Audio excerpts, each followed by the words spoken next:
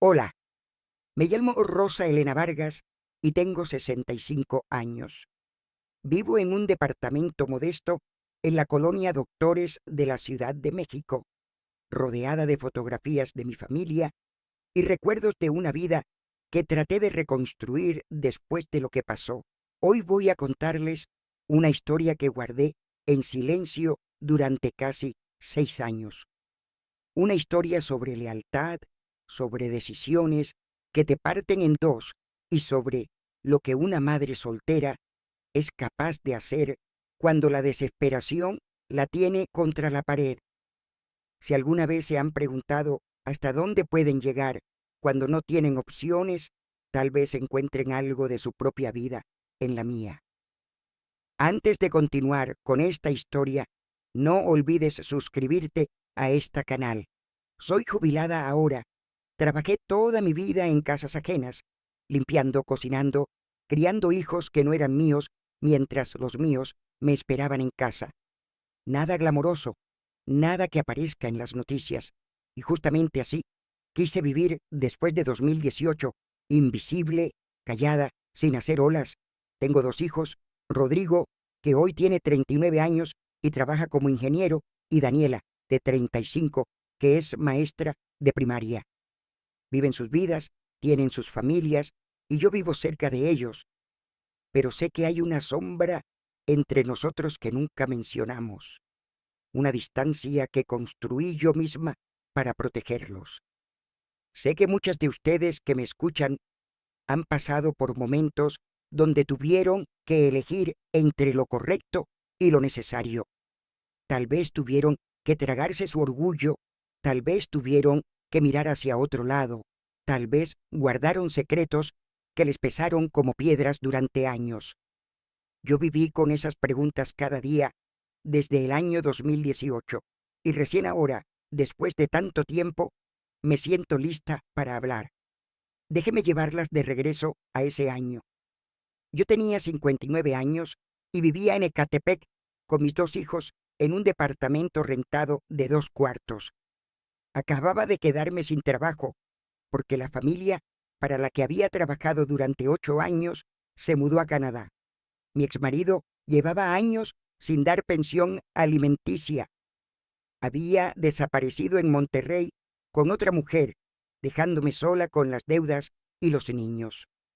Rodrigo estaba terminando la universidad, estudiando ingeniería civil. Las colegiaturas eran caras. Daniela cursaba la preparatoria y soñaba con ser maestra. Yo trabajaba en lo que salía, limpieza por horas, cuidado de ancianos, lo que fuera, pero nunca alcanzaba. Cada noche me sentaba en la mesa de la cocina con un cuaderno rayado lleno de números. Sumaba, restaba, borraba, volvía a sumar. Renta, luz, gas, agua, internet, para que Rodrigo pudiera hacer tareas, libros, pasajes, comida. Era como intentar llenar un tambo roto. El agua se salía más rápido de lo que yo podía echarle.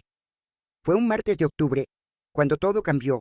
Para siempre, ese martes estaba en el mercado de Ecatepec comprando lo más barato que encontraba, jitomates machucados que vendían rebajados, tortillas del día anterior, frijoles a granel.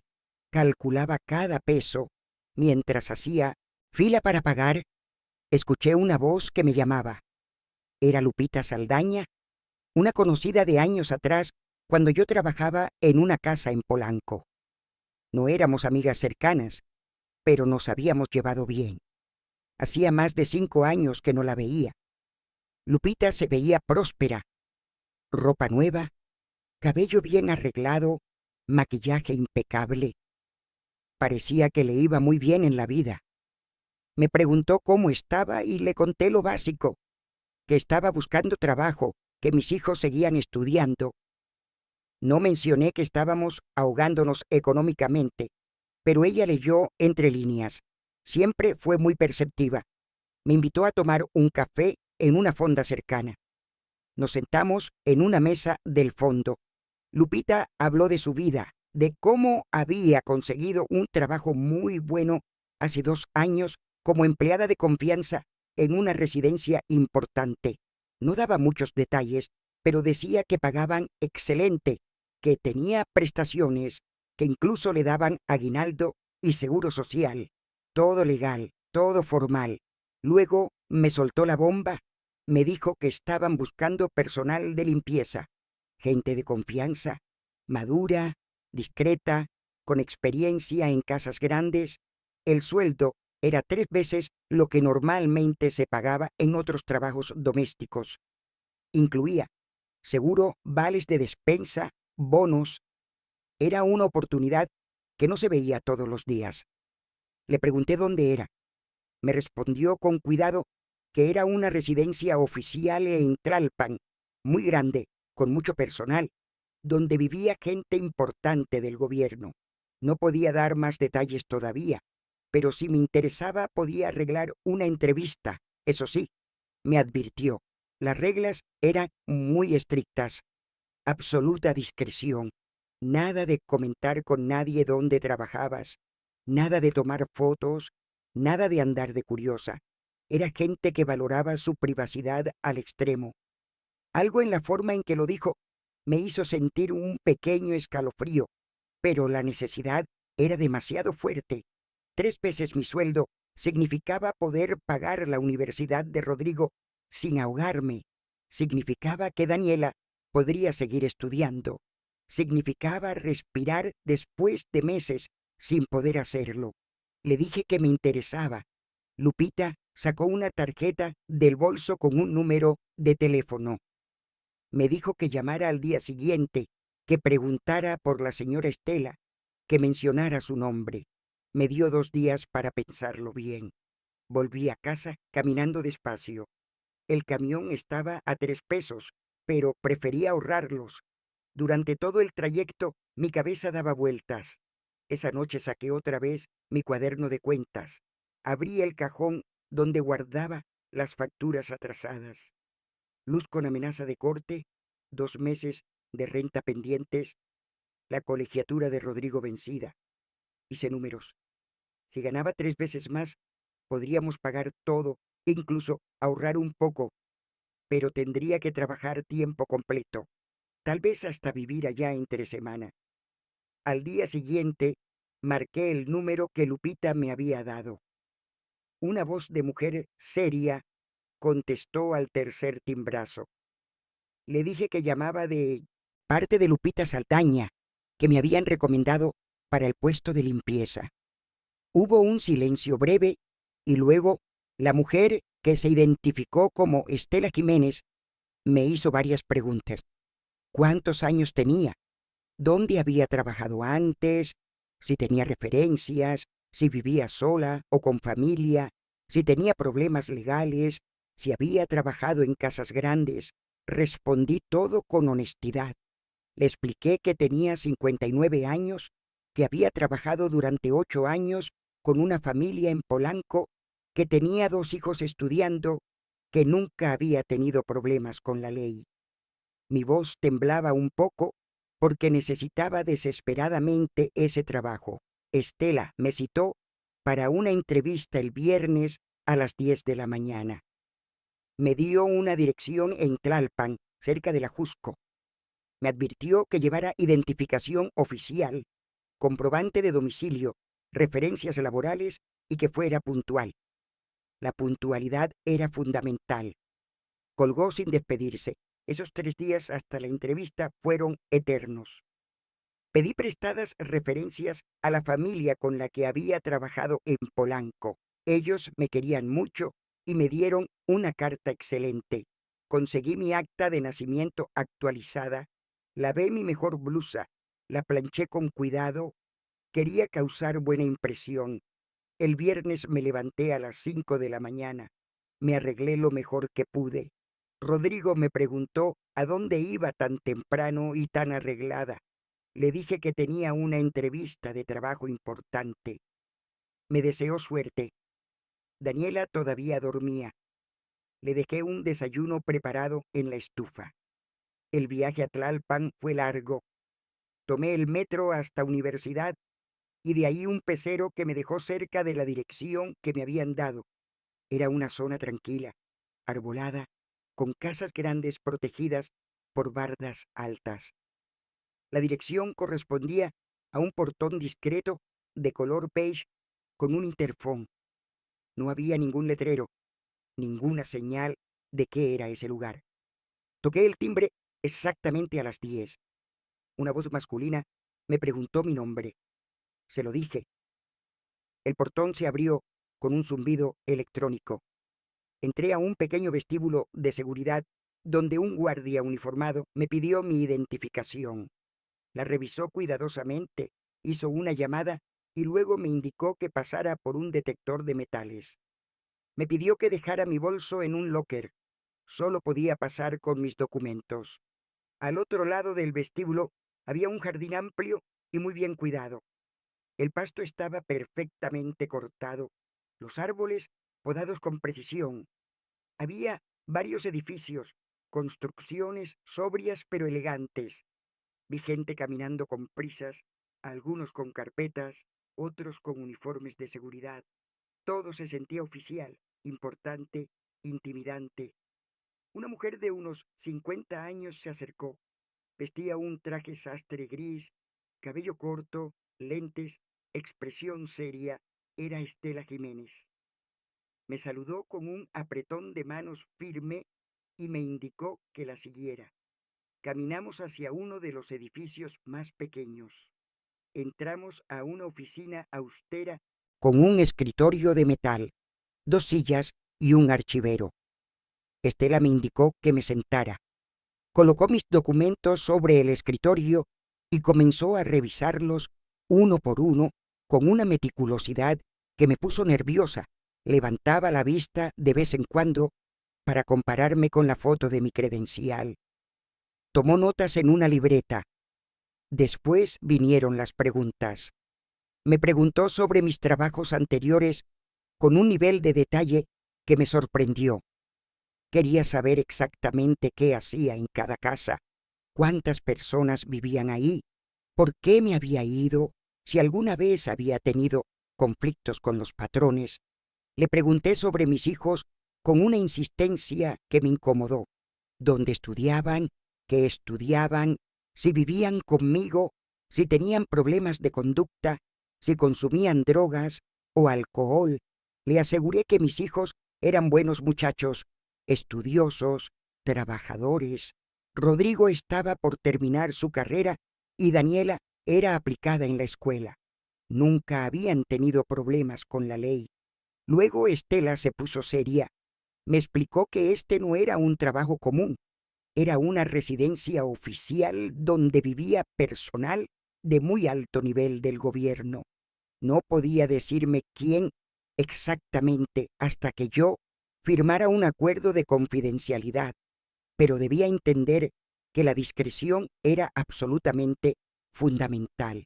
Cualquier filtración de información, cualquier comentario fuera de lugar, cualquier foto tomada sin autorización, resultaría en despido inmediato y posibles consecuencias legales. Me preguntó si entendía la gravedad de lo que me estaba diciendo. Asentí con la cabeza. Me preguntó si estaba dispuesta a firmar ese acuerdo de confidencialidad. Le dije que sí. Sacó un documento de varias hojas del cajón.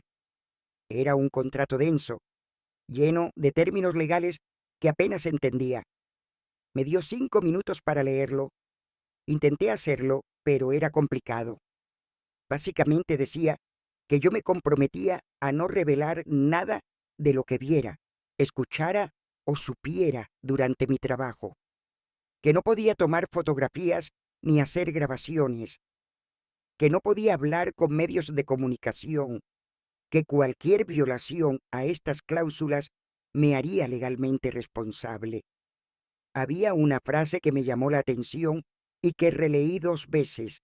Decía algo sobre que yo entendía que trabajaría en una residencia de seguridad nacional y que cualquier indiscreción podría considerarse una amenaza a la seguridad del Estado. Me sonó extremadamente serio, pero la necesidad era más fuerte que el miedo. Firmé. Estela tomó el documento, lo metió en una carpeta y entonces me dijo algo que me heló la sangre por un segundo. Me dijo que trabajaría en la residencia oficial de transición del presidente electo Andrés Manuel López Obrador. Él asumiría el cargo en diciembre, pero ya estaba usando esta residencia en Tlalpan para reuniones y trabajo de preparación del nuevo gobierno.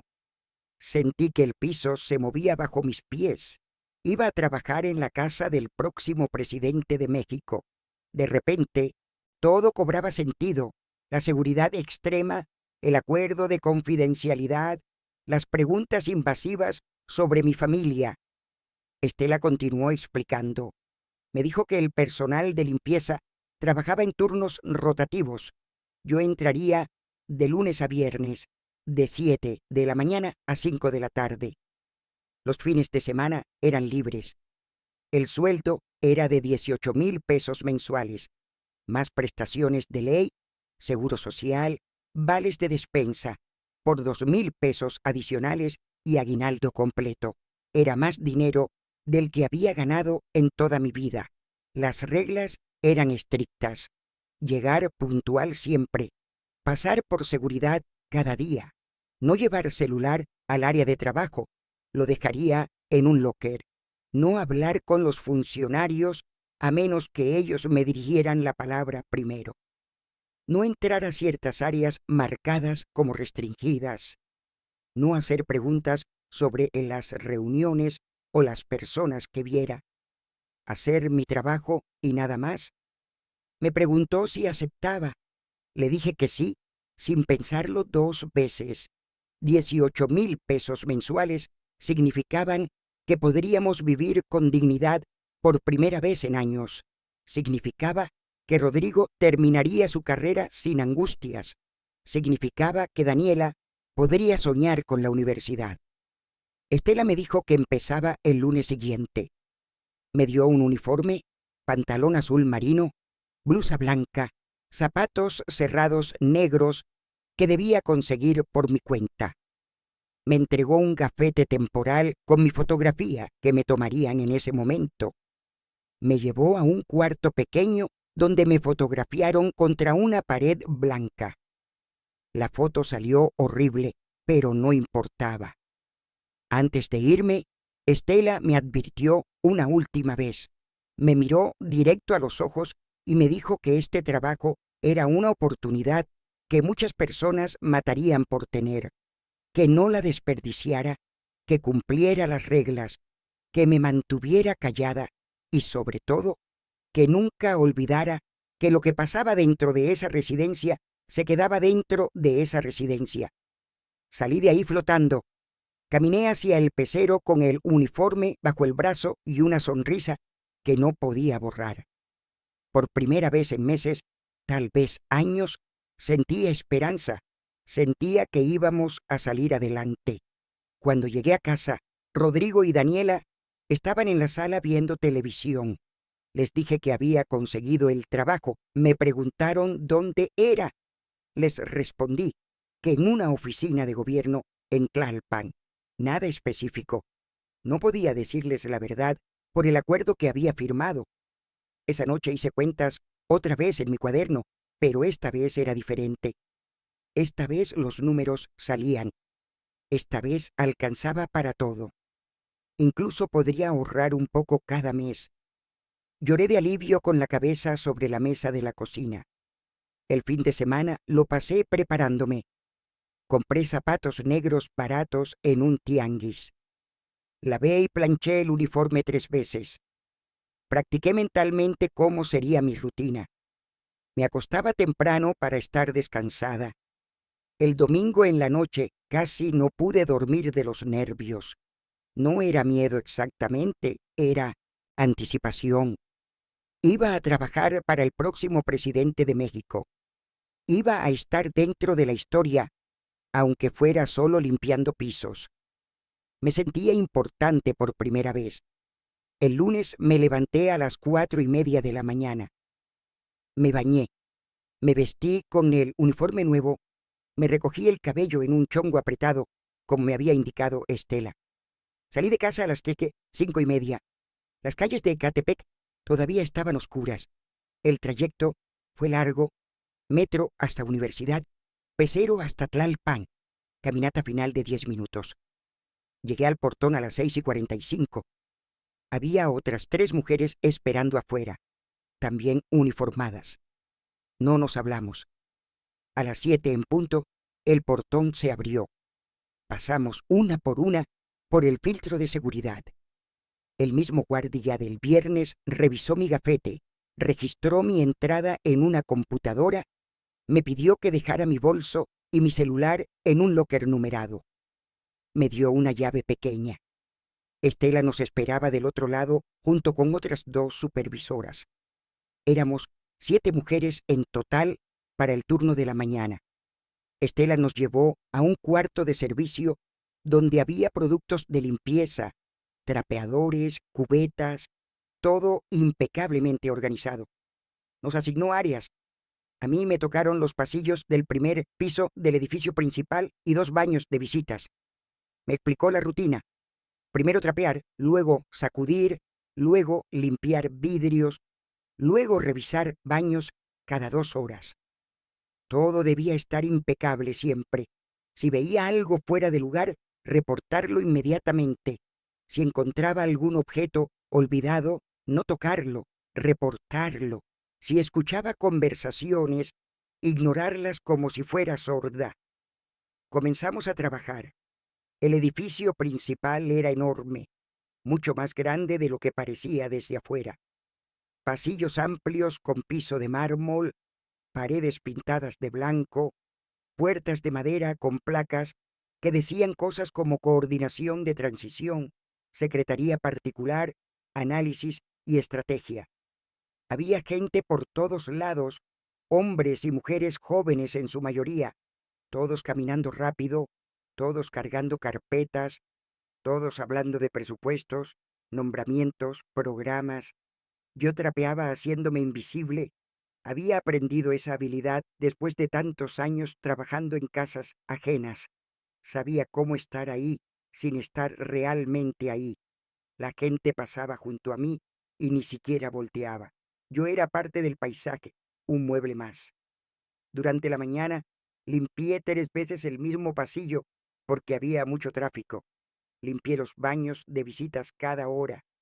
Todo tenía que brillar. A las 11 me dieron 30 minutos de descanso. Comí el sándwich que había traído de casa sentada en un pequeño comedor para empleados en la parte trasera. Las otras mujeres comían en silencio. Nadie platicaba. Era como si todas entendiéramos que entre menos habláramos, más seguras estábamos. A las 2 de la tarde vi por primera vez a Andrés Manuel López Obrador. Estaba trapeando cerca de la entrada principal cuando escuché movimiento. Varios guardias de seguridad se posicionaron estratégicamente. Luego entraron varias personas y en medio de ellas estaba él. Vestía guayabera blanca, pantalón de vestir oscuro, llevaba una carpeta bajo el brazo. Se veía más alto de lo que parecía en la televisión. Agaché la cabeza inmediatamente y seguí trapeando como si no hubiera visto nada. Él pasó a 1 metro de distancia hablando con 2 hombres que lo acompañaban. Escuché fragmentos de su conversación, algo sobre una reunión con empresarios, algo sobre el aeropuerto. Su voz era inconfundible, esa misma voz que había escuchado 1000 veces en la televisión durante las campañas. Siguieron caminando hacia el fondo del pasillo y entraron a una oficina grande. La puerta se cerró. Los guardias se quedaron afuera, inmóviles como estatuas. Yo terminé de trapear y me fui a otra área como me habían indicado. Mi corazón latía rápido. Acababa de ver al próximo presidente de México a 1 metro de distancia. Los días siguientes cayeron en una rutina. Llegaba a las 7, pasaba a seguridad, recogía mis implementos de limpieza, trabajaba sin parar hasta las 5, regresaba a casa exhausta, pero con la satisfacción de estar ganando bien. El primer pago llegó 15 días después, depositado directamente a una cuenta de banco que me ayudaron a abrir. Cuando vi los 9,000 pesos en el cajero, lloré ahí mismo en la calle. Pagué la renta atrasada, pagué la luz con recargos, le di dinero a Rodrigo para su colegiatura. Le compré zapatos nuevos a Daniela, que los necesitaba desde hacía meses. Compré comida de verdad, no solo lo más barato. Esa noche cené con mis hijos y por primera vez en mucho tiempo nos reímos juntos. En el trabajo me volví parte del paisaje. Conocí a las otras empleadas de limpieza. Estaba Socorro, una mujer de Oaxaca de unos 50 años, callada y eficiente. Estaba Blanca, más joven, de unos 40, nerviosa siempre. Y estaba Lupita, quien me había conseguido el trabajo, que me sonreía de lejos, pero casi no hablábamos. Todos entendíamos la regla no escrita: entre menos convivencia, mejor.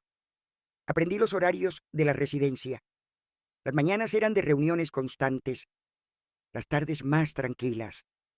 Los viernes había menos gente. Aprendí a reconocer a las personas importantes por cómo los demás los trataban.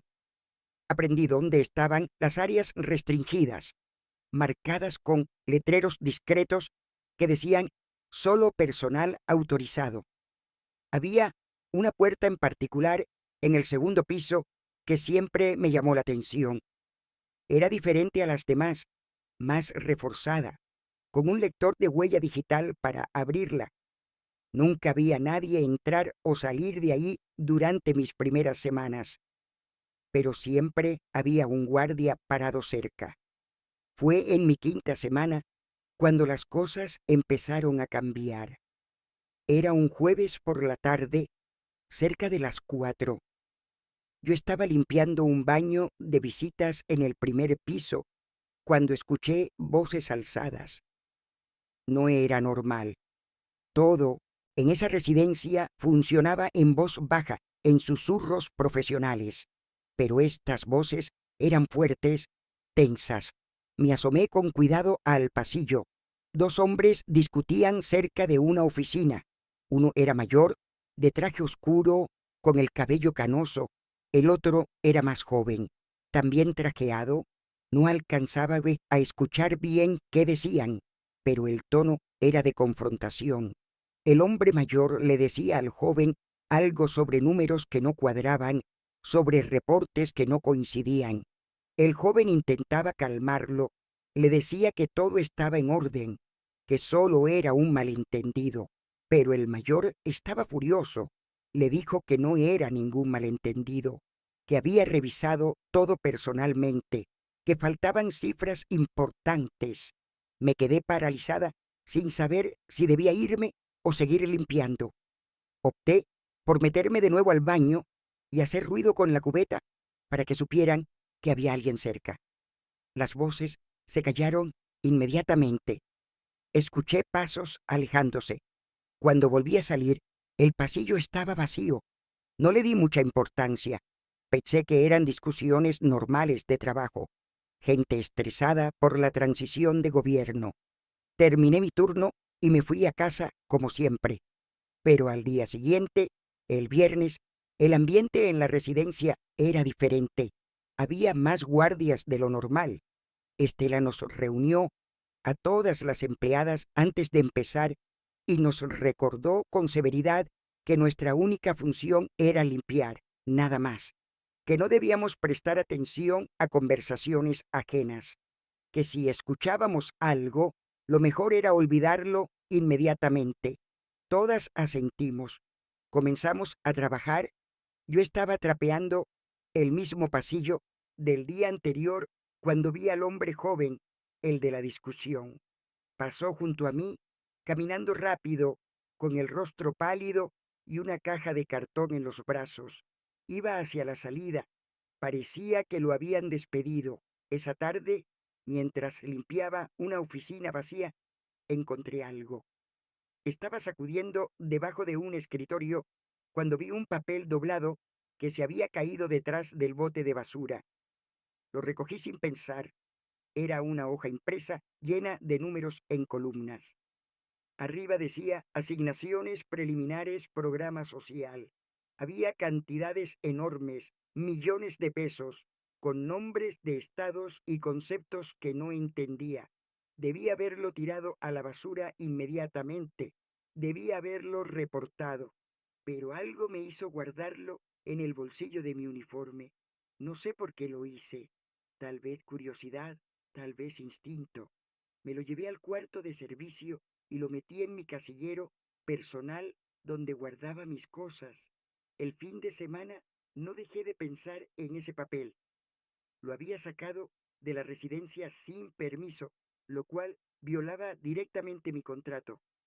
Si me descubrían, me despedirían y probablemente enfrentaría consecuencias legales. Pero también sentía que había algo extraño en todo aquello. La discusión, el hombre despedido, ese documento olvidado. El lunes regresé al trabajo nerviosa. Pasé seguridad, temiendo que de alguna forma supieran lo que había hecho. Pero todo transcurrió normal. Nadie me detuvo. Nadie me preguntó nada. Comencé mi rutina. Fue ese mismo lunes cuando pasó algo que lo cambió todo. Estaba limpiando cerca de esa puerta reforzada del segundo piso, la que siempre me había llamado la atención. El guardia que normalmente estaba ahí no estaba. Había sido llamado para algo urgente.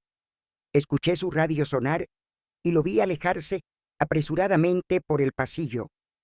Me quedé sola frente a esa puerta y entonces noté algo. La puerta estaba entreabierta, apenas unos centímetros, pero estaba abierta. Alguien había olvidado cerrarla completamente y el seguro automático no había funcionado. Me quedé ahí parada con el trapeador en la mano, mirando esa rendija oscura, sabiendo que no debía ser lo que estaba pensando. Miré hacia ambos lados del pasillo. No había nadie. Escuché voces lejanas en el piso de abajo, pero arriba todo estaba en silencio. Mi corazón comenzó a latir más fuerte. Una voz en mi cabeza me gritaba que me alejara, que siguiera trapeando, que no fuera idiota.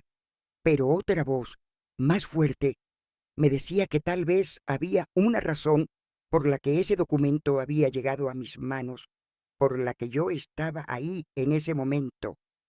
Empujé la puerta con cuidado. Se abrió sin hacer ruido. Adentro había un cuarto pequeño, sin ventanas, iluminado apenas por la luz del pasillo. Había un escritorio de metal, un archivero de 4 gavetas y una computadora apagada. Las paredes estaban desnudas. Era un lugar funcional, frío, diseñado para guardar cosas que no debían ser vistas. Entré. Cerré la puerta detrás de mí dejándola igual como la había encontrado, apenas entreabierta. Mis manos temblaban. Caminé hacia el archivero. Intenté abrir la primera gaveta. Estaba cerrada con llave. La segunda también. La tercera igual. Pero la cuarta gaveta, la de hasta abajo, se abrió. Adentro había carpetas. Muchas carpetas de diferentes colores, cada una etiquetada con nombres que no significaban nada para mí. Programas sociales, fase 1. Asignaciones regionales. Dispersión de recursos. Proveedores autorizados. Tomé una al azar. La abrí con manos temblorosas. Era similar al papel que había encontrado. Hojas y hojas de números, cantidades millonarias, nombres de empresas, fechas de transferencias. Pero había algo más. Había anotaciones a mano en los márgenes. Comentarios como confirmar con M, revisar porcentaje, ajustar antes de diciembre. Y en una de las hojas alguien había escrito con marcador rojo una palabra que me heló la sangre. Desvío. No soy contadora ni experta en finanzas, pero he vivido suficiente para saber cuando algo huele mal. Y esto olía muy mal. Tomé mi celular del bolsillo. Recordé entonces que no lo traía. Lo había dejado en el locker de seguridad como siempre. Maldije en silencio. Busqué en el escritorio. Había plumas, clips, notas adhesivas. Y entonces vi algo útil. Una pequeña cámara digital olvidada en un cajón lateral. La tomé, la encendí. Tenía batería. Comencé a fotografiar página tras página de esa carpeta. No entendía todo lo que estaba documentando, pero sabía que era importante. Escuché pasos en el pasillo. Me congelé. Los pasos se acercaban. Cerré la carpeta rápidamente. La guardé en su lugar. Cerré la gaveta. Apagué la cámara y la metí en el bolsillo de mi uniforme. Los pasos pasaron de largo. Era alguien bajando las escaleras. Respiré aliviada, pero sabía que no podía quedarme más tiempo. Salí del cuarto con las piernas temblando. Cerré la puerta con cuidado, dejándola exactamente como la había encontrado, apenas entreabierta. Tomé mi trapeador y mi cubeta y caminé hacia las escaleras tratando de verme normal, tratando de controlar mi respiración agitada. Bajé al primer piso. Fui directo al baño de empleadas. Me encerré en un cubículo y me senté en la taza con la cabeza entre las manos. Acababa de hacer algo increíblemente estúpido. Había violado todas las reglas. Había entrado a un área restringida. Había fotografiado documentos confidenciales. Había robado una cámara. Si me descubrían, no solo me despedirían, podría ir a la cárcel, podría enfrentar cargos por espionaje, por robo de información gubernamental. Y peor aún, mi familia podría ser investigada. Rodrigo, Daniela, todos podrían verse arrastrados en esto, pero ya estaba hecho. No podía regresar el tiempo. Saqué la cámara de mi bolsillo y la observé. Era pequeña, plateada, marca Sony. Revisé las fotos que había tomado.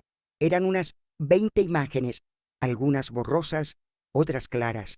Todas mostraban números, cantidades, nombres, anotaciones. Apagué la cámara y la guardé de nuevo. Salí del baño intentando calmarme. Me lavé la cara con agua fría. Me miré al espejo. La mujer que me devolvía la mirada se veía asustada, pero también había algo más en sus ojos. Determinación tal vez, o locura. Terminé mi turno actuando con normalidad. Limpié, trapeé, sacudí. Nadie pareció notar nada extraño. A las 5 pasé por mi casillero. Recogí mis cosas, pasé por seguridad. El guardia revisó mi bolso como siempre, pero de forma rutinaria. La cámara estaba escondida en el dobladillo interior de mi uniforme, en un bolsillo que yo misma había cosido hacía años para guardar dinero en emergencias. Salí de la residencia con las piernas débiles. Caminé hacia el pecero, me subí. Durante todo el trayecto de regreso a Ecatepec no pude dejar de mirar por la ventana, esperando que en cualquier momento alguien me siguiera, que me detuvieran, que me arrestaran. Llegué a casa a las 7 de la noche. Rodrigo estaba estudiando. Daniela veía la televisión. Les dije que estaba cansada, que me iba a acostar temprano. Cerré la puerta de mi cuarto, saqué la cámara, conecté un cable viejo USB que encontré y la conecté a mi computadora prehistórica. Las fotos se descargaron lentamente, las vi una por una en la pantalla pequeña. Y aunque no entendía todo, entendía suficiente. Había asignaciones de millones de pesos a empresas fantasma. Había transferencias que no coincidían con los montos oficiales. Había nombres de funcionarios que aparecían repetidamente. Había un sistema completo de desvío de recursos diseñado antes de que el nuevo gobierno siquiera asumiera. Me senté en mi cama mirando esas imágenes en la pantalla y supe que tenía en mis manos algo que podría destruir carreras, mandar gente a la cárcel, causar un escándalo nacional. También supe que eso me convertía en la persona más peligrosa de México sin haberlo planeado. Esa noche no dormí. Me quedé despierta mirando el techo, escuchando los sonidos nocturnos de Ecatepec, los perros ladrando, los carros pasando, las voces de los vecinos. Mi mente no paraba de dar vueltas. Tenía evidencia de corrupción en el gobierno que ni siquiera había comenzado oficialmente. Pero ¿qué podía hacer con eso? Si iba a las autoridades, ¿a quién le reportaba? ¿A la policía? ¿Al Ministerio Público? Todos estaban conectados de alguna forma con el sistema. Si denunciaba, lo más probable es que la información llegara exactamente a las personas que estaba intentando exponer, y entonces vendrían por mí. Si iba a los medios de comunicación, necesitaba pruebas más sólidas, unas cuantas fotos borrosas de documentos que yo misma podría haber falsificado. No eran suficientes. Necesitarían verificar, investigar, confirmar, y en ese proceso mi nombre saldría a la luz. Me convertirían en objetivo, pero si no hacía nada, si simplemente guardaba esto y seguía con mi vida, me convertía en cómplice. Sabría que se estaban robando dinero destinado a programas sociales, dinero que debía ayudar a gente como yo, como mis vecinos, como millones de mexicanos pobres, y yo habría guardado silencio. A las 5 de la mañana tomé una decisión. Necesitaba más información antes de hacer cualquier cosa. Necesitaba entender exactamente qué estaba viendo, quiénes estaban involucrados, qué tan grande era esto, y para eso necesitaba regresar a ese cuarto. Me levanté, me preparé para ir a trabajar. Rodrigo se sorprendió de verme despierta tan temprano. Le dije que tenía que llegar más temprano ese día, que había trabajo extra. Me miró extraño, pero no preguntó más. Llegué a la residencia a las 6:30. Pasé seguridad. Pocos empleados llegaban tan temprano. La supervisora de turno me vio llegar y me preguntó por qué había llegado antes. Le inventé que quería adelantar trabajo porque tenía una cita médica al día siguiente y necesitaría salir temprano. Aceptó la explicación. Comencé a limpiar el segundo piso. Mi plan era esperar el momento adecuado. Observé la puerta reforzada. Esta vez estaba completamente cerrada. El guardia estaba en su posición. No había forma de entrar. Pasaron las horas. A las 9, el guardia recibió una llamada por radio. Se alejó unos metros para hablar. Fue apenas un minuto, pero en ese minuto me acerqué a la puerta. Seguía cerrada. Necesitaba la huella digital para abrirla. El resto del día trabajé con frustración. No había forma de entrar nuevamente. Había tenido suerte una vez, pero esa suerte no se repetiría. Esa noche regresé a casa derrotada. Fue el miércoles cuando todo cambió. Estaba limpiando una oficina en el primer piso cuando escuché al hombre mayor, el mismo de la discusión que había presenciado semanas atrás. Estaba hablando con alguien por teléfono. Su voz sonaba cansada, desilusionada.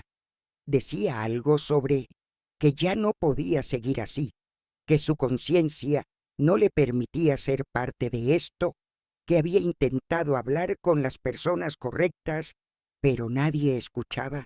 Decía que tenía copias de todo, que las había guardado en un lugar seguro. Seguí limpiando como si no estuviera escuchando nada, pero cada palabra se grababa en mi memoria. El hombre continuó hablando. Dijo que si algo le pasaba, esas copias llegarían a las manos correctas. Mencionó un nombre, Gabriela, y le pidió que cuidara el sobre café que le había dejado. Luego colgó.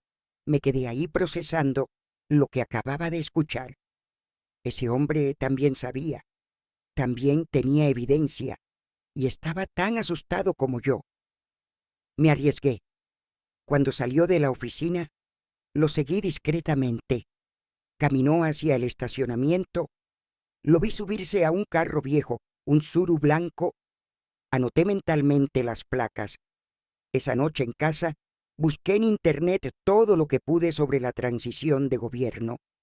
Leí artículos sobre los programas sociales que se estaban planeando, becas para estudiantes, pensiones para adultos mayores, apoyos para agricultores, miles de millones de pesos que se dispersarían en los próximos años. Y según los documentos que había fotografiado, una parte importante de ese dinero ya tenía destino diferente antes de llegar a quien lo necesitaba. Pasaron 2 semanas. Volví a ver al hombre mayor varias veces. Parecía cada vez más nervioso, más delgado, más demacrado. Ya no discutía con nadie. Simplemente hacía su trabajo en silencio y se iba. Fue un viernes cuando noté que no llegó. Su oficina permaneció vacía todo el día. El lunes tampoco apareció. Le pregunté a Lupita discretamente si sabía algo. Me dijo que había escuchado que renunció por motivos personales, que se había ido a provincia, que nadie sabía exactamente dónde. Algo en mi estómago se retorció. Renuncias así, repentinas, sin despedidas, no eran normales. Esa noche busqué en Internet noticias sobre accidentes, sobre personas desaparecidas. No encontré nada relacionado, pero tampoco me tranquilicé. Decidí que tenía que actuar pronto. No podía seguir esperando, pero tampoco sabía cómo hacerlo sin destruir mi vida en el proceso. Tenía 59 años, 2 hijos que dependían de mí, un trabajo que nos mantenía. No podía simplemente tirar todo por la ventana. Entonces recordé algo. Años atrás, cuando trabajaba en Polanco, una de las señoras para las que trabajé era periodista. Se llamaba Mónica Ramírez. Escribía para un periódico importante. Era buena persona, justa, de las pocas que me trataban con respeto genuino. Nos habíamos llevado bien. Cuando su familia se mudó a Canadá, me había dado su teléfono y su correo electrónico por si alguna vez necesitaba algo. Busqué entre mis papeles viejos. Encontré una agenda deteriorada de 2010. Ahí estaba su número y su email. No sabía si seguirían vigentes después de tantos años, pero era mi única opción. Escribí un correo desde una cuenta nueva que creé específicamente para esto. No usé mi nombre real. Firmé como una fuente anónima. Le escribí que tenía información sobre corrupción en la transición del nuevo gobierno, que tenía evidencia fotográfica, que necesitaba hablar con alguien de confianza. Le di un número de teléfono de un celular prepagado que compré específicamente para esto. Envié el correo y esperé. No esperaba respuesta, pero la respuesta llegó 2 días después. Mónica contestó. Me decía que ya no trabajaba para ese periódico, pero que seguía en el periodismo de investigación de forma independiente. Me pedía más detalles. Quería saber qué tipo de información tenía, qué tan confiable era, si estaba dispuesta a dar la cara eventualmente. Le respondí con cuidado. Le dije que trabajaba en una institución gubernamental, que había encontrado documentos sobre desvío de recursos de programas sociales, que tenía fotografías, pero que no podía revelar mi identidad porque mi vida y la de mi familia correrían peligro. Mónica me contestó rápido. Me propuso una reunión en un lugar público, una cafetería en la Condesa, un sábado por la tarde. Le dije que sí. Ese sábado le dije a mis hijos que iba a ver a una amiga. Tomé el metro hasta la Condesa. Llegué media hora antes a la cafetería que Mónica había sugerido. Me senté en una mesa del fondo desde donde podía ver la entrada.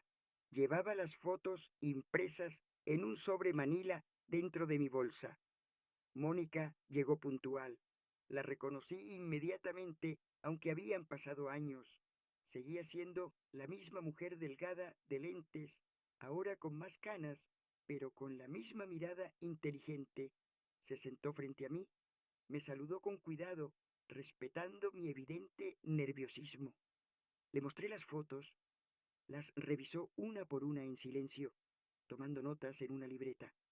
Cuando terminó, levantó la vista y me hizo preguntas directas. ¿Dónde trabajaba exactamente? ¿Cómo había obtenido estos documentos? Si alguien más sabía que yo los tenía, si había testigos de lo que había visto. Respondí todo, excepto dónde trabajaba específicamente. Solo le dije que era una residencia de la transición de gobierno. Mónica asintió. Me explicó que esto era potencialmente muy grande, pero que necesitaba verificar la información.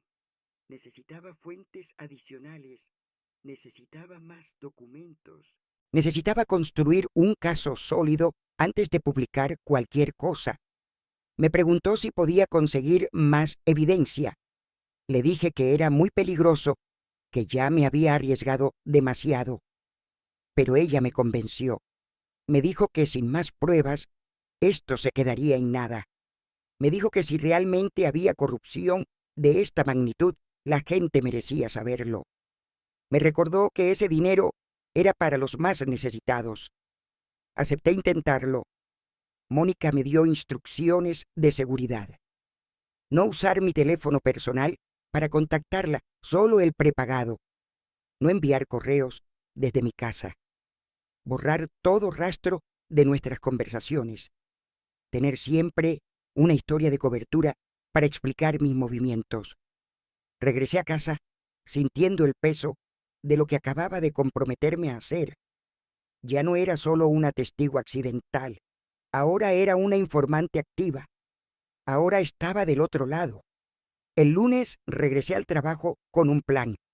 Necesitaba entrar nuevamente a ese cuarto del segundo piso, pero esta vez necesitaba ser más inteligente. Comencé a observar los patrones de los guardias, a qué horas cambiaban turno, cuándo hacían rondas, cuándo estaban más distraídos.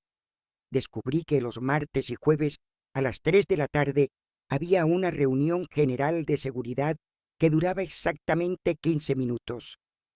Durante esos 15 minutos, la vigilancia se relajaba. El martes siguiente me preparé. Llevé una memoria USB escondida en el dobladillo de mi uniforme. A las 3 menos 5 subí al segundo piso con mi carrito de limpieza. El guardia de la puerta reforzada se fue hacia la sala de reuniones. Me quedé sola en el pasillo. La puerta seguía cerrada. Necesitaba la huella digital. Pero entonces recordé algo. Había visto a una de las secretarias, una mujer llamada Claudia, entrar varias veces a ese cuarto. Ella tenía acceso. Bajé rápidamente al primer piso. Claudia estaba en su escritorio. Me acerqué con mi trapeador. Le pregunté si podía limpiar su oficina. Me dijo que adelante. Mientras trapeaba, observé su escritorio. Ahí, junto a su computadora, había un vaso de vidrio con agua. Perfecto. Cuando ella salió un momento a hacer una copia, tomé el vaso con cuidado usando mi delantal. Subí corriendo al segundo piso. Había visto en películas cómo se podían sacar huellas digitales de superficies. No sabía si funcionaría, pero tenía que intentarlo. Presioné el vaso contra el lector de huellas, moviendo el vidrio tratando de que alguna huella coincidiera. Nada. Lo intenté otra vez. Nada. El tiempo se agotaba. Los guardias regresarían en cualquier momento. Entonces, la puerta emitió un clic. El lector había aceptado una huella. No podía creerlo. La puerta se abrió. Entré rápidamente, cerré detrás de mí. Mi corazón latía tan fuerte que pensé que me desmayaría. Fui directo al archivero. La cuarta gaveta seguía abierta. Saqué carpetas, las puse sobre el escritorio, saqué mi celular prepagado que había logrado meter escondido en mi sostén. Comencé a fotografiar página tras página. Programas sociales, asignaciones presupuestales, listas de empresas proveedoras, contratos firmados, todo. Trabajé rápido. 5 minutos. 10. Escuché pasos en el pasillo. Me paralicé. Los pasos pasaron de largo. Continué. Encontré una carpeta marcada como confidencial, coordinación financiera. La abrí. Dentro había un documento que me heló la sangre. Era un memorándum interno dirigido al presidente electo. Explicaba cómo se había diseñado un sistema de empresas fantasma para desviar hasta el 30% de los recursos de los programas sociales. Nombraba funcionarios específicos que estaban involucrados, daba cantidades exactas y al final había una firma que reconocí de haber visto en televisión 1000 veces. No era la firma del presidente electo, era de alguien muy cercano a él, alguien en quien supuestamente confiaba. Fotografié ese documento 3 veces para asegurarme de que quedara claro. Luego guardé todo exactamente como estaba. Salí del cuarto. La puerta se cerró automáticamente detrás de mí. Bajé las escaleras con las piernas temblando. Devolví el vaso al escritorio de Claudia cuando ella no estaba mirando. Volví a mi rutina de limpieza. Nadie pareció notar nada extraño. Pero yo sabía que acababa de cruzar un punto de no retorno. Esa tarde salí de la residencia con más de 100 fotografías en mi celular. Evidencia suficiente para destruir carreras y mandar gente a prisión. Esa noche me reuní nuevamente con Mónica en un lugar diferente, un restaurante en Coyoacán. Le mostré las nuevas fotografías. Su rostro cambió completamente cuando vio el memorándum con la firma. Me preguntó 3 veces si estaba segura de que ese documento era auténtico, si no había posibilidad de que fuera falso. Le juré que era real, que lo había sacado directamente del archivero confidencial. Mónica se quedó en silencio durante varios minutos, mirando las imágenes en mi celular. Finalmente habló.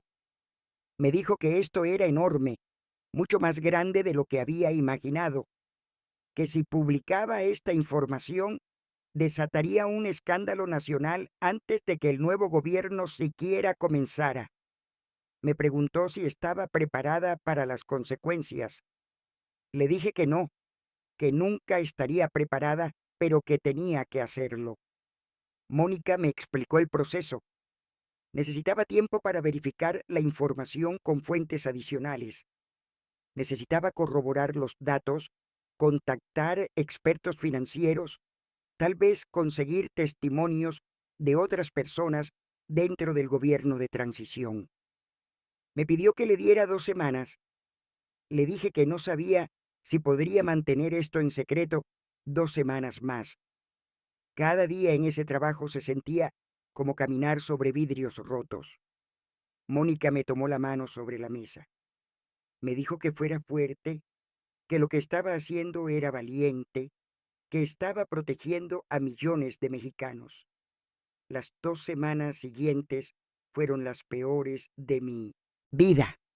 En el trabajo actuaba normal, limpiaba, sonreía cuando debía, mantenía la cabeza baja, pero por dentro estaba desmoronándome. No dormía bien, había perdido peso. Rodrigo me preguntó varias veces si me sentía enferma. Le decía que solo estaba cansada. Fue en la segunda semana cuando noté que algo andaba mal. Estela, la supervisora, comenzó a observarme más de cerca.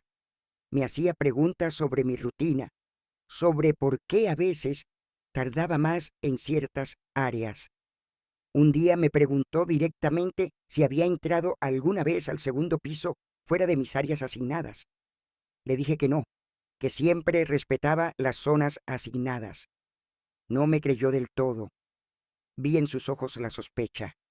Esa tarde me llamaron a una oficina de recursos humanos. Un hombre que nunca había visto me hizo preguntas extrañas, que si estaba contenta con mi trabajo, que si alguien me había contactado ofreciéndome dinero por información, que si había notado algo inusual. Respondí todo con la mayor naturalidad posible. Les dije que estaba muy agradecida por el trabajo, que nadie me había contactado para nada, que no había visto nada fuera de lo normal. El hombre me observó largamente. Finalmente me dejó ir, pero con una advertencia. Me recordó mi acuerdo de confidencialidad. Me recordó las consecuencias legales de violarlo. Salí de esa oficina sabiendo que sospechaban de mí. No tenían pruebas todavía, pero estaban buscando. El tiempo se agotaba. Esa noche le escribí a Mónica. Le dije que necesitaba publicar ya, que me estaban investigando, que pronto descubrirían lo que había hecho. Mónica me respondió que necesitaba solo 3 días más, 3 días para verificar las últimas fuentes. Le dije que no sabía si tenía 3 días, pero acepté esperar. El lunes de esa última semana llegué al trabajo sintiendo que cada paso podía ser el último. Pasé seguridad como siempre. El guardia revisó mi bolso más detenidamente que de costumbre. Me preguntó si llevaba celular. Le mostré que no, que estaba en mi locker como indicaban las reglas. Me dejó pasar, pero vi cómo anotaba algo en su registro. Comencé mi rutina de limpieza. A media mañana vi movimiento inusual. Varios hombres de traje que no reconocía caminaban por los pasillos con carpetas. Uno de ellos era del área de seguridad interna. Estaban revisando algo, investigando. Mi estómago se apretó. A las 11, Estela me buscó. Me dijo que necesitaban que limpiara una oficina del segundo piso que normalmente no era mi área. Una oficina cerca de ese cuarto reforzado. Subí con mi carrito sintiendo que era una trampa. Cuando llegué, la oficina estaba vacía. Comencé a limpiar. 5 minutos después, entraron 2 hombres. Uno era de seguridad interna. El otro parecía abogado. Cerraron la puerta detrás de ellos. Me preguntaron mi nombre completo, mi dirección, cuánto tiempo llevaba trabajando ahí. Respondí todo con voz temblorosa. Luego vino la pregunta que temía. Me preguntaron si alguna vez había entrado a áreas restringidas. Les dije que no. Me preguntaron si estaba segura. Les dije que sí. El hombre de seguridad sacó un tablet y me mostró algo que me congeló la sangre. Era un video de vigilancia. Borroso, tomado desde un ángulo lejano, pero claramente se veía a alguien con uniforme de limpieza entrando al cuarto reforzado del segundo piso. La fecha era de 3 semanas atrás, el día que yo había entrado por segunda vez. Me preguntaron si esa era yo. Mi mente trabajaba a 1000 por hora. El video era borroso. No se veía el rostro claramente. Podía negar que era yo. Podía decir que era otra empleada. Pero si lo negaba y luego probaban que sí era yo, todo terminaría peor. Respiré hondo. Les dije que sí, que era yo, que había entrado por error buscando material de limpieza, que me había equivocado de puerta, que me di cuenta inmediatamente de mi error y salí, que no toqué nada, que no vi nada importante. El abogado me miró con ojos fríos. Me dijo que violé mi contrato, que entré a un área clasificada sin autorización, que eso constituía una falta grave que podía resultar en cargos criminales. Me preguntó si había tomado fotografías o si había removido algún documento. Les juré que no, que solo entré, vi que era un archivo, me asusté y salí, que no toqué nada. El hombre de seguridad no me creía. Podía verlo en su cara. Me dijo que iban a revisar todo el contenido de ese archivo, que si faltaba algo, si algo había sido alterado, yo sería responsable. Me dijeron que estaba suspendida efectivo inmediato mientras investigaban, que debía entregar mi gafete, recoger mis cosas e irme, que me contactarían cuando tuvieran los resultados de la investigación, que no intentara acercarme a la residencia nuevamente. Me escoltaron hasta mi locker. Recogí mis pocas pertenencias bajo vigilancia. Me quitaron el gafete.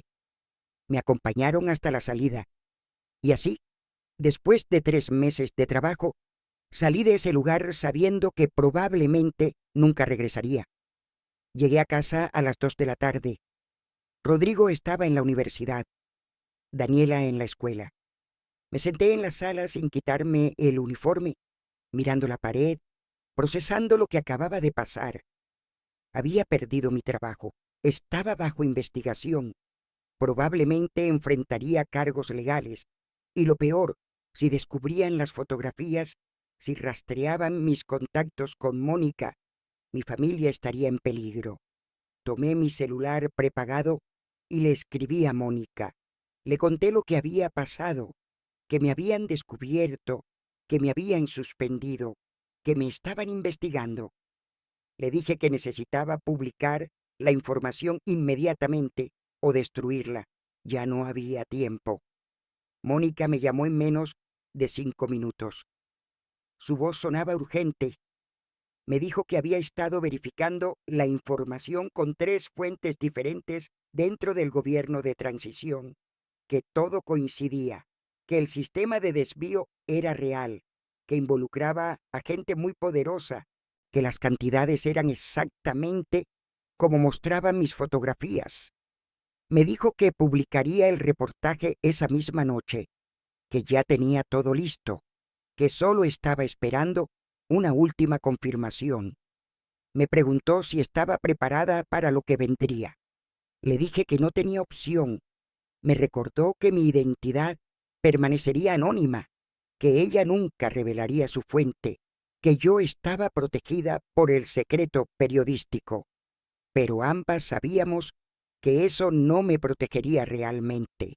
La gente poderosa tiene formas de descubrir cosas, y yo había sido suspendida justo antes de que saliera el reportaje. No sería difícil conectar los puntos. Esa noche no pude comer. Les dije a mis hijos que me habían dado unos días libres en el trabajo por mantenimiento en la residencia. Rodrigo pareció creérmelo. Daniela me miró con más sospecha, pero no preguntó. A las 10 de la noche, el reportaje salió. Mónica lo publicó en un medio digital de investigación. El título era devastador: Red de corrupción detectada en programas sociales antes de inicio del nuevo gobierno. El artículo era detallado, meticuloso, demoledor. Incluía las fotografías que yo había tomado, pixeladas en las partes que pudieran identificar exactamente de dónde venían, pero suficientemente claras para mostrar los números, los nombres de empresas, las cantidades desviadas. Nombraba a 3 funcionarios de alto nivel de la transición. No nombraba al presidente electo directamente, pero implicaba que gente muy cercana a él estaba involucrada. El artículo citaba fuentes anónimas dentro del equipo de transición que confirmaban la existencia de estas irregularidades. En menos de una hora, el reportaje explotó en redes sociales. Los medios tradicionales comenzaron a retomarlo. Para la medianoche era noticia nacional. A las 2 de la mañana, los 3 funcionarios nombrados habían emitido comunicados negando todo.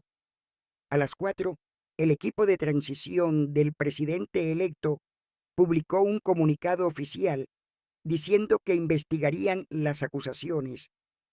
Yo estaba despierta viendo todo esto desarrollarse en mi celular, sabiendo que había sido yo quien había prendido esta chispa, sabiendo también que las consecuencias apenas comenzaban. Al día siguiente, el miércoles, no salí de mi casa. Tenía miedo de que alguien me estuviera vigilando, de que me siguieran, de que llegaran a arrestarme. Rodrigo se fue a la universidad, como siempre. Daniela a la escuela.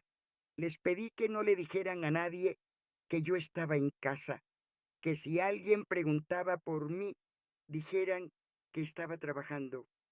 El escándalo crecía hora tras hora. Los noticieros hablaban de poco más.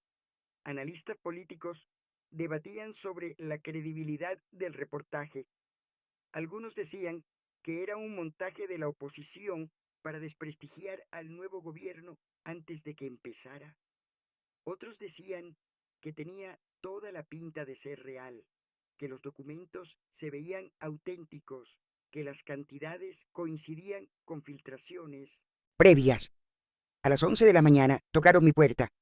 Mi corazón casi se detiene. Miré por la mirilla. Era un hombre joven con una chamarra oscura. No lo reconocí. No abrí. Tocó otra vez. Luego, otra vez. Finalmente se fue. Quedé temblando apoyada contra la puerta. A la 1 de la tarde sonó mi celular personal. Era un número que no conocía. Dejé que fuera a buzón. Llamaron otra vez. Y otra vez. Finalmente contesté. Era Estela, la supervisora de la residencia. Su voz era fría como el hielo. Me dijo que necesitaban que fuera a la residencia inmediatamente para una junta urgente, que era obligatorio, que si no iba, enviarían a alguien por mí. Le pregunté de qué se trataba. Me dijo que lo sabría cuando llegara. Colgó. Sabía que era una trampa. Sabía que si iba, no saldría bien. Pero también sabía que si no iba, vendrían por mí de todas formas. Llamé a Mónica. Le conté lo que estaba pasando. Me aconsejó que no fuera sola, que si iba a llevar a testigos, que grabara todo lo que pudiera. Le pedí a mi vecina, la señora Carmela, que me acompañara. Le inventé que tenía problemas en el trabajo y necesitaba un testigo. Ella aceptó sin hacer muchas preguntas. Nos fuimos juntas en pecero hacia Tlalpan. Llegamos a la residencia a las 3 de la tarde. En el portón había más seguridad que nunca. Guardias con rifles, 2 camionetas blindadas. El ambiente era de asedio. Le dije a Carmela que me esperara afuera, que si no salía en 1 hora, llamara a la policía. Ella asintió asustada. Pasé seguridad. Me requisaron más agresivamente que nunca. Revisaron hasta mis zapatos. Me llevaron a una sala de juntas que nunca había visto. Ahí estaban 6 personas esperándome. Reconocí a Estela, al hombre de seguridad interna, al abogado. Los otros 3 eran desconocidos, pero por sus trajes caros y sus expresiones duras, sabía que eran gente importante. Me indicaron que me sentara. Una de las personas que no conocía comenzó a veces a hablar. Se presentó como el coordinador legal del equipo de transición. Me dijo directamente que sabían que yo había filtrado información confidencial a la prensa, que habían rastreado mis movimientos, mis comunicaciones, que tenían evidencia de que yo había entrado ilegalmente al archivo confidencial. Negué todo. Les dije que no sabía de qué hablaban, que yo solo había entrado por error una vez y salí inmediatamente. El hombre sonrió sin humor, sacó un folder y comenzó a poner fotografías sobre la mesa. Las fotografías me helaron la sangre. Era yo entrando a una cafetería en La Condesa. Era yo sentada frente a Mónica. Era yo entregándole el sobre Manila. Habían estado siguiéndome durante semanas, sin que yo lo supiera. Tenían documentadas mis reuniones, mis movimientos, todo. El coordinador legal habló con voz calmada pero amenazante. Me dijo que tenía 2 opciones. La primera, firmar una declaración donde admitía que había actuado sola, motivada por rencor personal contra el gobierno, que había falsificado documentos y engañado a una periodista ingenua. A cambio, no presentarían cargos criminales contra mí. Me dejarían ir con una compensación económica por mi silencio. La segunda opción era que me acusaran de espionaje, robo de información clasificada, traición a la seguridad nacional. Me recordó que esos cargos podían significar hasta 20 años de prisión y que durante la investigación mi familia también sería investigada. Rodrigo, Daniela, todos. Sentí que el cuarto daba vueltas. Me estaban chantajeando, obligándome a convertirme en la villana de mi propia historia. Si firmaba, destruiría el reportaje de Mónica, la dejaría desacreditada, permitiría que la corrupción continuara. Si no firmaba, iría a prisión y mis hijos pagarían las consecuencias. Les pedí tiempo para pensar. Me dijeron que tenía exactamente 5 minutos. Salieron de la sala dejándome sola. Saqué mi celular prepagado que había logrado esconder en mi ropa interior. Le escribí rápido a Mónica contándole lo que estaba pasando.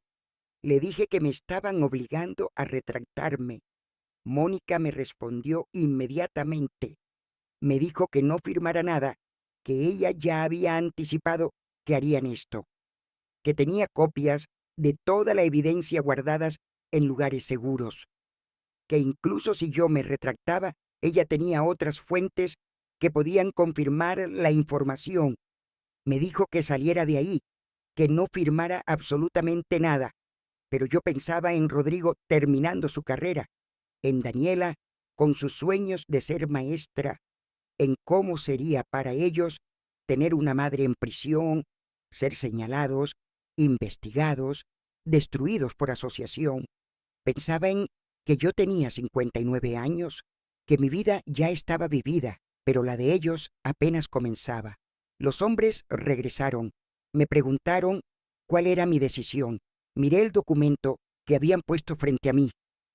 Era una declaración completa donde yo admitía haber actuado con malicia, donde decía que los documentos habían sido manipulados, donde desacreditaba completamente el reportaje de Mónica.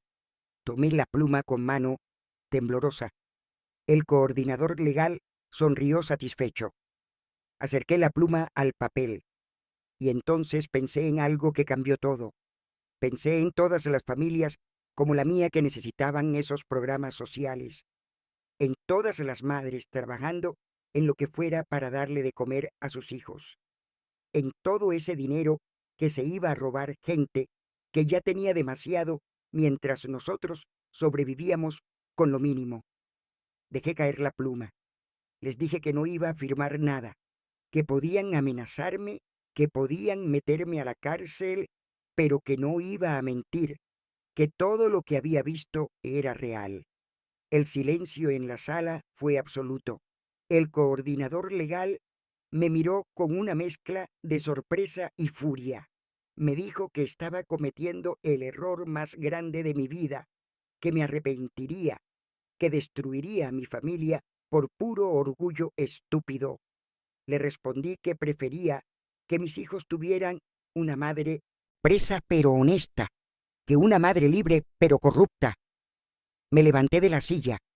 Les dije que si querían acusarme, que lo hicieran, que yo no iba a ayudarlos a encubrir la verdad. Uno de los hombres que había permanecido callado todo el tiempo se levantó también. Me bloqueó la salida.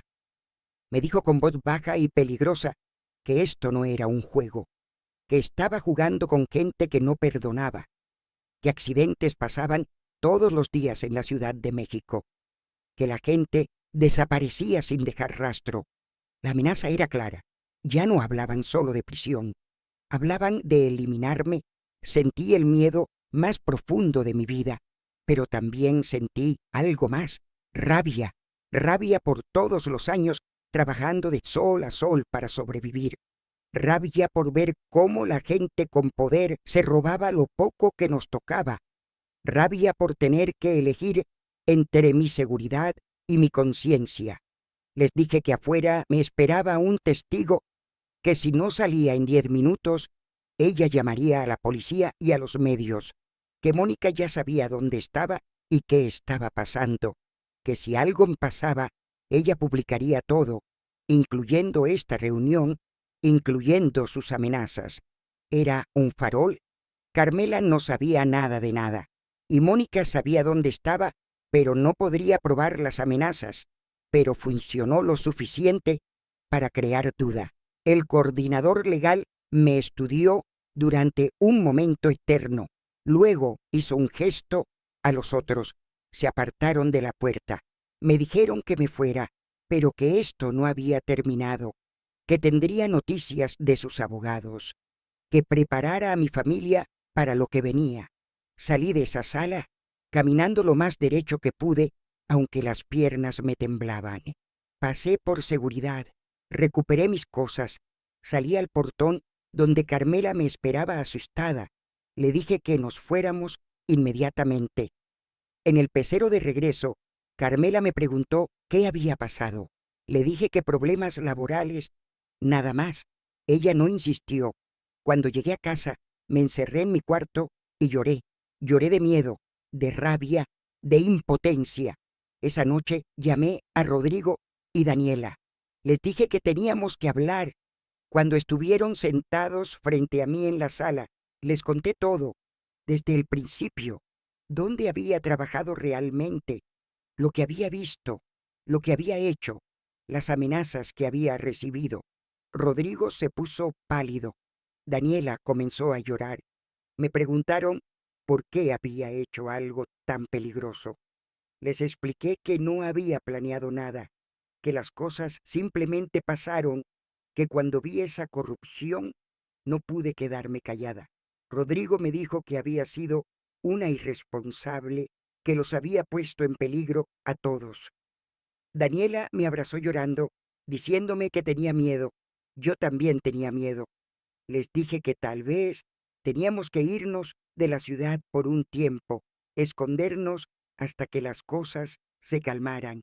Pero entonces pasó algo que no esperaba. Al día siguiente, viernes, el escándalo alcanzó proporciones que nunca imaginé. El presidente electo dio una conferencia de prensa. Dijo que tomaría el asunto con la mayor seriedad, que investigaría a fondo las acusaciones, que si había corrupción en su equipo sería erradicada sin piedad. Anunció que los 3 funcionarios señalados quedaban separados de sus cargos mientras se investigaba. Parecía una victoria, pero yo sabía que era solo teatro. Esos 3 funcionarios eran chivos expiatorios. La gente realmente poderosa detrás del sistema de desvío seguía intocada, operando desde las sombras.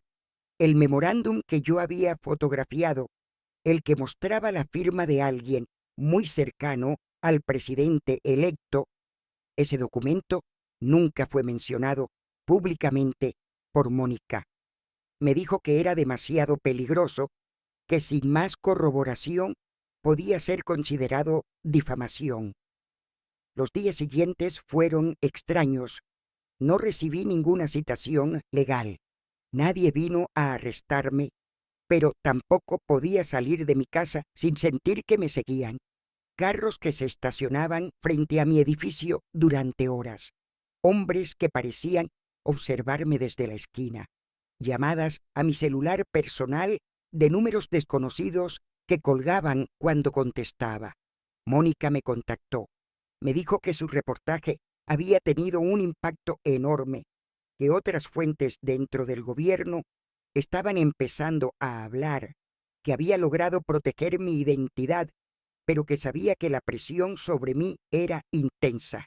Me ofreció ayuda, contactos con abogados, incluso la posibilidad de sacarme del país si las cosas se ponían muy peligrosas. Le agradecí, pero le dije que no me iría, que esta era mi ciudad, mi país, que había hecho lo correcto y enfrentaría las consecuencias. Pasaron 2 semanas. El 1 de diciembre, el presidente electo asumió oficialmente el cargo. En su discurso de toma de posesión habló extensamente sobre combate a la corrupción, sobre la austeridad republicana, sobre que su gobierno sería diferente. Las palabras sonaban bien, pero yo sabía lo que había visto en esos documentos. Una tarde de mediados de diciembre recibí una visita inesperada. Era don Raúl, el jefe de seguridad de la residencia donde había trabajado. Me asusté cuando lo vi en mi puerta. Pensé que venía a amenazarme o algo peor, pero su expresión era diferente. Parecía cansado, derrotado. Le dejé pasar. Se sentó en mi pequeña sala y me contó algo que me dejó sin palabras. Me dijo que él también había sabido de las irregularidades desde hacía meses, que había intentado reportarlas internamente, pero lo habían silenciado, que cuando vio el reportaje de Mónica, supo inmediatamente que yo era la fuente, que había venido a agradecerme por haber tenido el valor que a él le faltó. Me dijo que había renunciado a su puesto, que ya no podía ser parte de eso. Me advirtió que todavía había gente peligrosa que me buscaba, que me cuidara, que no confiara en nadie. Luego se fue tan silenciosamente como había llegado. Esa conversación me confirmó algo. No estaba loca. Lo que había visto era real. Y había más gente, gente buena, atrapada en ese sistema sin saber cómo salir. Los meses que siguieron fueron de supervivencia día a día.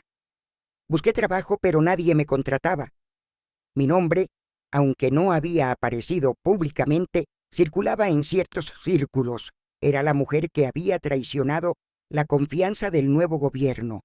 Nadie quería esos problemas. Rodrigo terminó su carrera en mayo de 2019. Se graduó con honores. En la ceremonia, cuando recibió su título, me abrazó y me susurró al oído que entendía por qué había hecho lo que hice, que estaba orgulloso de mí.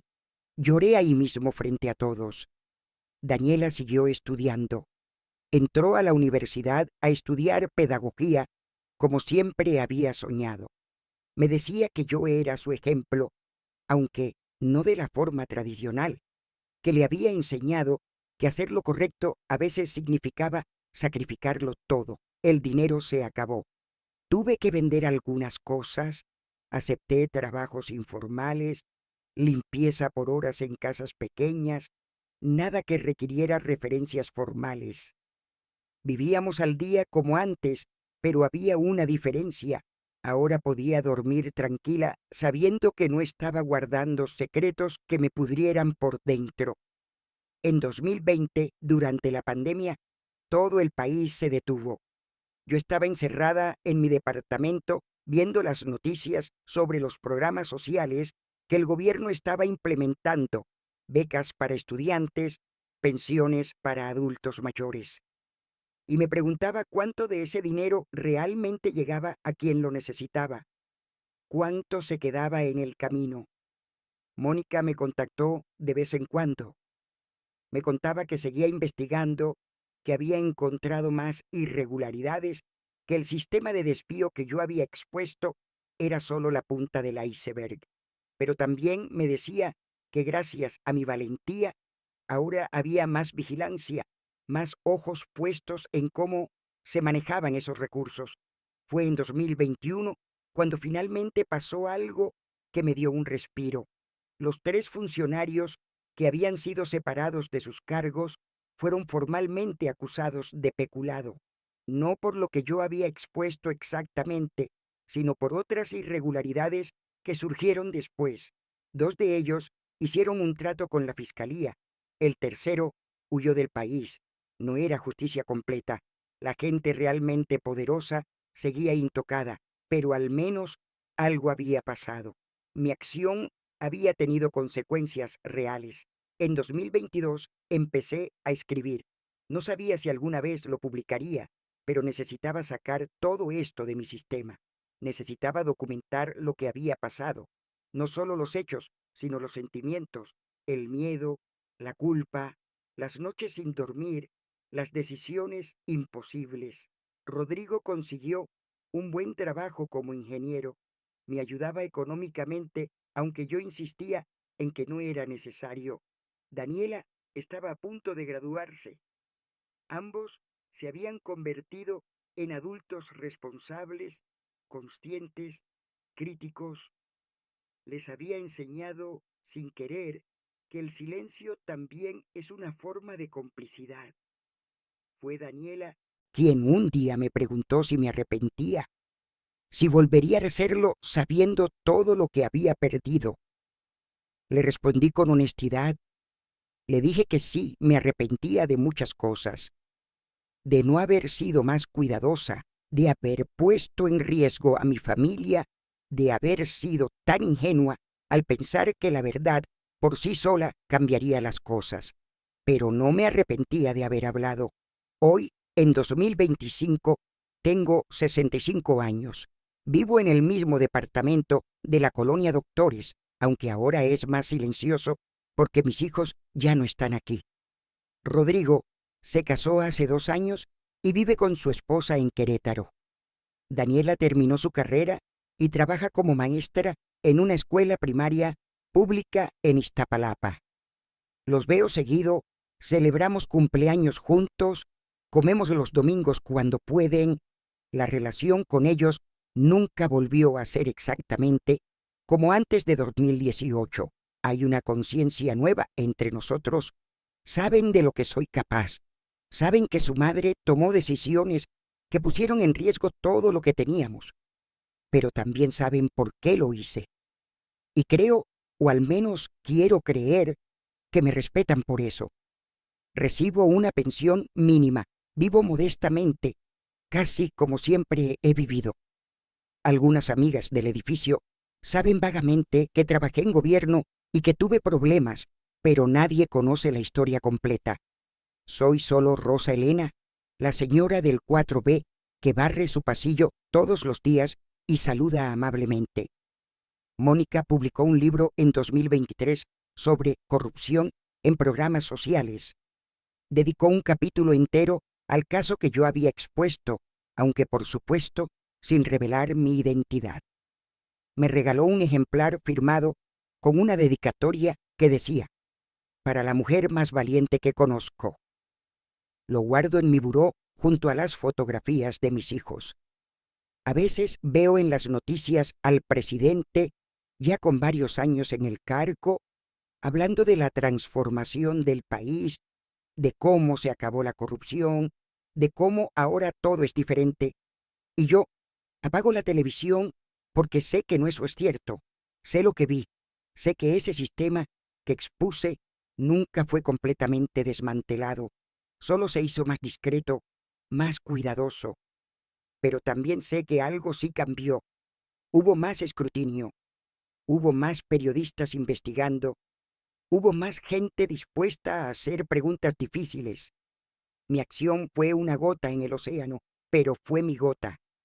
Y eso tiene que significar algo. Las pesadillas que tuve durante años finalmente se fueron. Ya no sueño con hombres persiguiéndome. Ya no despierto sobresaltada pensando que vienen a arrestarme. El miedo constante que viví durante tanto tiempo se disolvió lentamente hasta convertirse en algo más manejable. Una cicatriz que duele de vez en cuando, pero que ya no sangra. Hace 2 meses, Daniela me dio una noticia que me llenó de una alegría que no esperaba. Está embarazada. Seré abuela el próximo año. Cuando me lo dijo, lloré pensando en que mi nieto o nieta crecerá en un país que sigue siendo imperfecto, corrupto, difícil, pero también crecerá sabiendo que su abuela intentó hacer algo al respecto, que no se quedó callada. Todavía guardo, escondidas en una caja en el fondo de mi closet, copias de todas las fotografías que tomé, copias de los documentos, copias de todo. Mónica me aconsejó destruirlas hace años, pero no puedo. Son mi seguro de vida. Son la prueba de que lo que viví fue real. A veces me pregunto qué habría pasado si aquel martes de octubre nunca hubiera visto a Lupita en el mercado, si nunca hubiera aceptado ese trabajo, si hubiera seguido siendo solo una empleada doméstica común, invisible, sobreviviendo día a día sin meterme en problemas. Probablemente estaría mejor económicamente. Probablemente seguiría trabajando en alguna casa en Polanco o en la Condesa, ganando lo suficiente para vivir modestamente. Mis hijos no habrían vivido esos meses de terror. Yo no habría perdido años de sueño. No cargaría con el peso de haber visto cosas que nunca debí ver. Pero también sé que me habría quedado con una duda eterna, con la pregunta de qué habría pasado si hubiera tenido el valor de hablar. Y esa duda me habría consumido de otra forma, más lenta, pero igual de destructiva. La gente me pregunta, las pocas personas que conocen fragmentos de mi historia, si valió la pena, si el sacrificio valió lo que logré, y honestamente, no sé cómo responder esa pregunta. No cambié el sistema, no mandé a prisión a los verdaderos culpables, no recuperé el dinero robado, no salvé al país, pero expuse una verdad, puse un reflector, aunque fuera brevemente, sobre algo que la gente necesitaba ver. Y tal vez, solo tal vez, eso hizo que algunos funcionarios fueran un poco más cuidadosos, un poco más conscientes de que alguien podría estar mirando. Hace unas semanas fui a visitar a Daniela.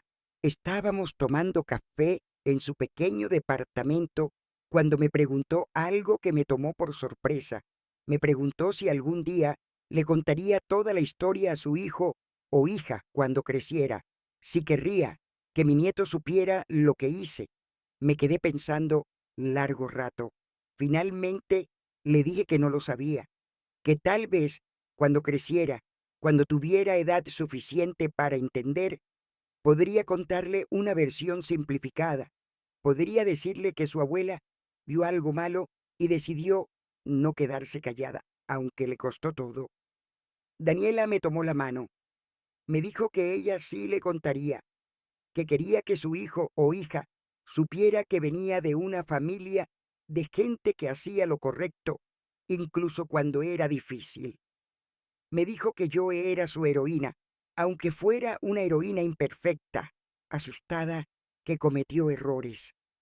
Esas palabras me quebraron de una forma que no esperaba. Lloré ahí en su cocina, liberando años de culpa y dudas. Mi hija me abrazó y me dijo algo que nunca olvidaré. Me dijo que el verdadero coraje no era no tener miedo, sino tenerlo y actuar de todas formas.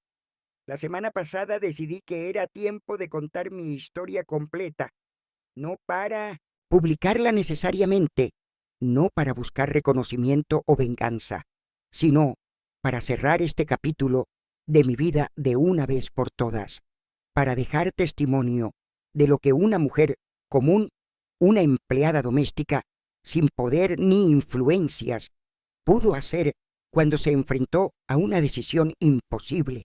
Sé que al contar esto me expongo nuevamente, sé que hay gente que preferiría que siguiera callada para siempre, pero también sé que ya pasaron casi 7 años, que el gobierno cambió de manos, que muchos de los involucrados ya no están en posiciones de poder y sobre todo sé que estoy cansada de cargar sola con este peso.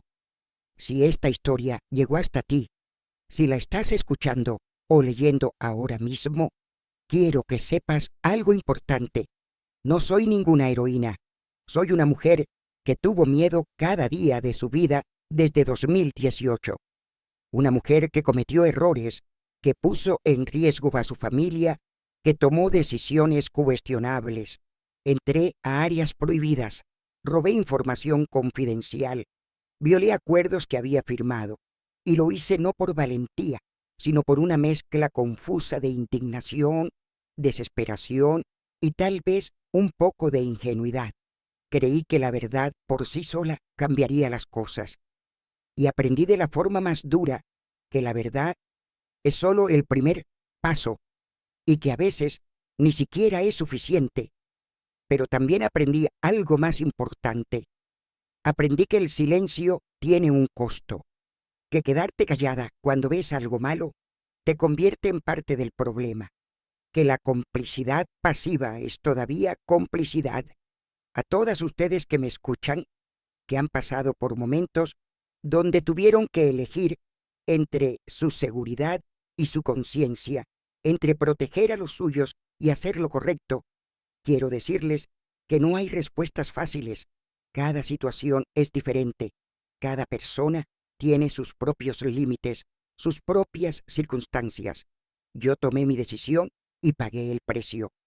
Perdí mi trabajo, perdí mi tranquilidad, perdí años de mi vida al miedo constante, pero gané algo que no tenía antes. Gané la capacidad de mirarme al espejo sin vergüenza. Gané el respeto de mis hijos, aunque me costó su paz. Gané la certeza de que cuando llegue mi último día, podré decir que intenté hacer lo correcto. No cambié el mundo. Apenas moví una piedrita en un sistema enorme y corrupto. Pero era mi piedrita y la moví. Hoy, a mis 65 años, vivo tranquila en mi pequeño departamento. Espero a mi primer nieto con una ilusión que no sentía desde hace años. Veo a mis hijos construir sus vidas con dignidad y conciencia social. Y sé que algo de lo que hice, algo de mi ejemplo imperfecto y aterrado, vive en ellos.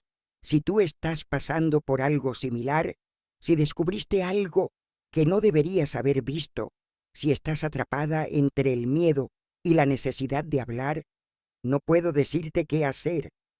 Solo puedo decirte esto: cualquiera que sea tu decisión, asegúrate de que puedas vivir con ella, porque las consecuencias, sean cuales sean, las cargarás tú sola por el resto de tu vida. Sobreviví. No salí completa. Nadie sale completo de experiencias así. Salí con cicatrices, con miedos que nunca desaparecerán del todo, con arrepentimientos que me visitan en las noches de insomnio. Pero salí con mi dignidad intacta, y después de todo lo que viví, eso tendrá que ser suficiente. Gracias por escuchar mi historia. Gracias por darme este espacio para finalmente, después de tantos años, dejar de cargar sola con este secreto. Mi nombre es Rosa Elena Vargas. Trabajé en la Casa de Transición del presidente en 2018 y lo que vi una noche me marcó para siempre, pero también me liberó.